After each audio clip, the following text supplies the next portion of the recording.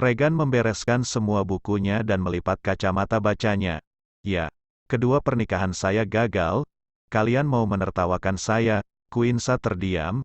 Jawaban Regan berbeda dengan ada pada mimpinya. Regan menatap Quinsa. Dia tahu jika anak didiknya itu sudah mengetahui semua rahasianya. Jika tidak ada pertanyaan lain maka kita bisa mengakhiri kelas ini, ucap Regan. Regan keluar dari kelas dan menuju ke ruangannya. Rumor sudah tersebar luas entah siapa yang menyebarkannya.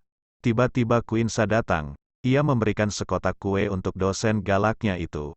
Ini dari papa. Regan menatapnya dengan lekat. Quinsa sangat malu ditatap dosennya seperti itu. Queen, kita sudah mengenal lama dan kau sudah tahu masa laluku bagaimana.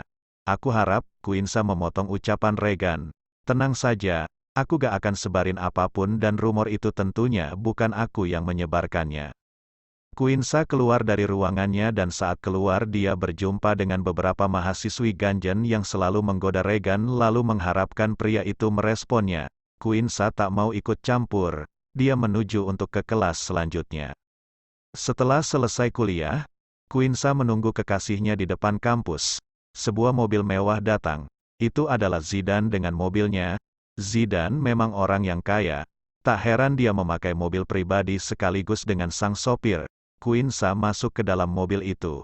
Dia melihat Zidane masih mengenakan seragam sekolah. Kok sudah pulang? Tanya Quinsa. Iya. Semua guru sedang rapat, jawab Zidane sambil bermain game online di ponselnya. Zidane memandang wanita yang 5 tahun lebih tua darinya itu dengan tatapan mengherankan. Quinsa masih sama seperti kemarin yang aneh dan melamun tidak jelas.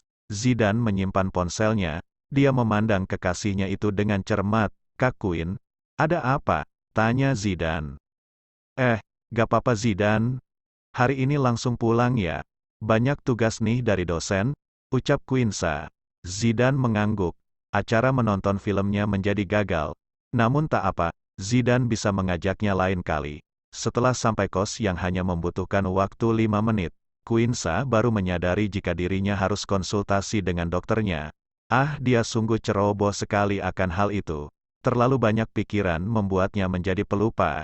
Dengan cepat dia menghubungi sang dokter untuk memundurkan jadwal periksanya. Quinsa masuk ke dalam kamar kos. Dia membaringkan diri di sana tanpa mandi terlebih dahulu. Kenapa rasanya mimpi itu sangat menjadi kenyataan? Apa sih yang aku pikirkan? Berharap menjadi istri dosen menyebalkan itu? Aku ngantuk banget. Quinsa terlelap seketika di ambang mimpi sampai suatu ketika dia terbangun lagi dan di hadapannya ada Regan yang sangat cemas dan panik. Quinsa melihat wajah Regan dengan seksama.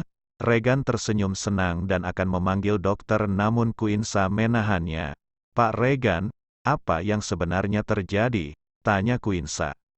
Queen, kau tiba-tiba pingsan dan kini baru tersadar setelah 5 jam tidak sadarkan diri.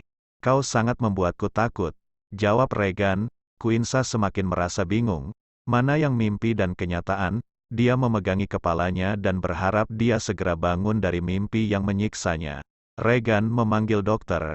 Terakhir kali Quinsa sedang merasakan rasa sakit perut akibat datang bulan. Setelah dokter Tang, beliau memeriksa keadaan Queen dan Regan menunggu di belakang sana.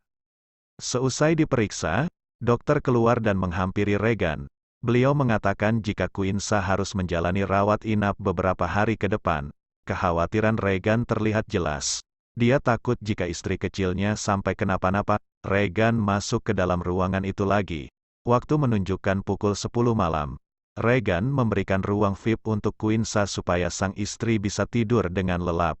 Dia menarik kursi dan duduk di samping ranjang sang istri. Apa aku baik-baik saja? Tanya Quinsa. Regan mengangguk. Kau harus istirahat di sini untuk beberapa hari ke depan. Tidak bisa. Aku besok harus ke kampus untuk membayar kekuranganku. Aku terpaksa membuka celenganku padahal itu untuk menonton konser. Ucapan Quinsa terhenti. Dia memalingkan wajahnya. Tak mungkin dia mengaku uang tabungannya untuk menonton konser BTS bulan depan nanti. Regan menatapnya sambil tersenyum. Dia memperhatikan wajah Queen yang memerah. Masalah perkuliahan Quinsa beserta biayanya akan dilunasi oleh Regan. Ini membuktikan jika Regan sangat mencintainya walau memang belum bisa dipercaya. Tadi aku bermimpi jika pernikahan kita adalah sebuah mimpi. Apa saat ini adalah mimpi yang sebenarnya? Apa mimpi tadi adalah mimpi? Aku sangat bingung sekali. Mimpi dan mimpi yang membingungkan. Regan menggenggam tangannya dengan erat. Dia mengelus rambut sang istri yang kumal akibat belum keramas beberapa hari, namun ini adalah keunikan Quinsa. Dia adalah wanita apa adanya tanpa memperdulikan penampilannya yang kadang seenak jidat. Jika itu adalah mimpi buruk, segera lupakan saja. Jangan memikirkan lagi, Quinsa mengangguk. Regan lekas menyuruhnya untuk tidur karena waktu semakin larut malam. Sementara itu Regan tidur di sofa dengan berselimutkan jaket. Saat sudah merebahkan diri di sana, ia menghela nafas panjang. Sang istri hampir saja membuatnya terkena serangan jantung karena saking paniknya melihat Quinsa yang tiba-tiba pingsan. Regan mencoba untuk terlelap namun tidak bisa. Dia berusaha terduduk. Matanya melihat Quinsa yang masih terbangun menatap langit-langit ruangan itu. Pak Regan, aku masih tak menyangka jika kita menikah. Apa ini mimpi? Kepalaku sakit sekali rasanya. Regan memperhatikannya dengan seksama. Dia bangun dan menghampiri sang istri lagi. Kenapa, kau malu menikah denganku karena aku adalah duda yang memiliki 2 mantan istri? Quinsa memperhatikan wajah sang suami dengan seksama. Dentingan jam terdengar dan suara hening menemani mereka. Regan mengusap wajahnya secara kasar. Bagaimana jika Quinsa tahu jika penggerebekan itu adalah idenya dan merupakan rekayasanya? Ini memang sangat salah, namun Regan tidak bisa mengembalikan waktu untuk tidak melakukan perbuatan itu. Tidurlah, aku juga mengantuk. Queen, besok juga harus mengajar pagi. Aku sudah menelpon papamu jika kau berada di rumah sakit. Mungkin dia akan menjenguk besok, ucap Regan. Regan bergegas untuk merebahkan diri di sofa. Ia melihat Quinsa masih menatapnya. Regan mengkode untuk segera tidur. Jika tidak maka Quinsa akan begadang sendirian di kesunyian rumah sakit ini. Quinsa langsung mencoba untuk terlelap dan beberapa menit kemudian dia benar-benar terlelap di ambang mimpi. Regan tersenyum, jantungnya berdegup dengan kencang. Dia benar-benar bisa sembuh dari masa lalunya berkat bantuan Quinsa, tinggal dirinya harus membuat Quinsa jatuh cinta kepadanya. Kling. Notifikasi pesan berbunyi yang ternyata adalah mantan istri keduanya, yaitu Maya. Maya, Regan, apa kabar? Bisakah kita bertemu besok?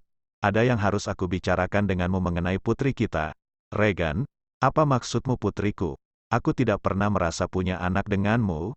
Maya, tenanglah, ada hal penting yang harus aku katakan segera mengenai pernikahan kita yang dulu. Regan tak menggubris pesan itu lagi dan segera berusaha untuk tidur. Masa lalu biarlah berlalu. Kini dia sudah mempunyai Quinsa yang mampu mengalihkan dunianya.